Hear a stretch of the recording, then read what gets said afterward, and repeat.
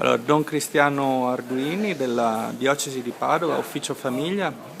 Ecco, cos'è che state facendo oggi qua nel Barbarigo? Vi vedo con tante famiglie, tante giovani famiglie, insomma, che può parlarci un attimo del percorso che state... Volentieri.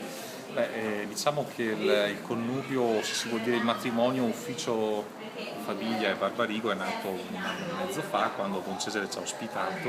Noi di fatto portiamo avanti un percorso per famiglie, per gruppi sposi, ormai da un po' di tempo, e mettiamo a disposizione delle risorse, che vuol dire alcuni approfondimenti su temi che riguardano le dinamiche familiari.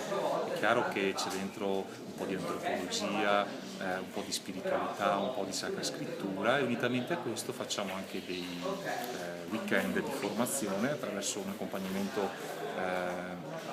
psicologico, e curato da Marco Anoni.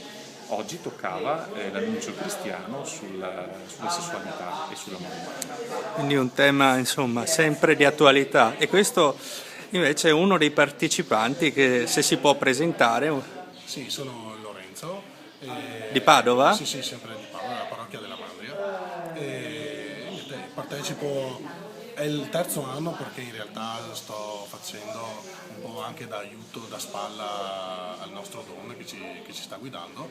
Ecco, lo scopo principale è quello di formare famiglie della diocesi di Padova perché siano poi inserite nella propria parrocchia come animatori di gruppi di pastorale familiare, oppure di accompagnamento dei fidanzati, insomma che ci sia una formazione a tutto tondo prima per loro stessi come persone e come coppia, e poi perché siano testimoni nelle proprie parrocchie dei percorsi legati alla pastorale familiare. Certo, anche perché la formazione fai da te può essere sempre un pericolo, insomma, diciamo, a volte di mettere in circolo dei messaggi non proprio corretti, insomma.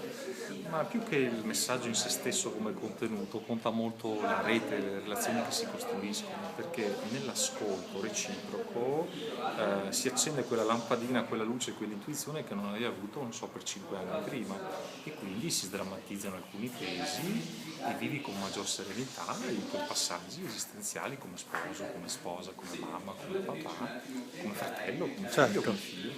Un'ultima cosa, se uno fosse interessato a prendere parte a uno di questi gruppi, a chi si deve rivolgere? C'è l'ufficio di pastorale familiare in diocesi.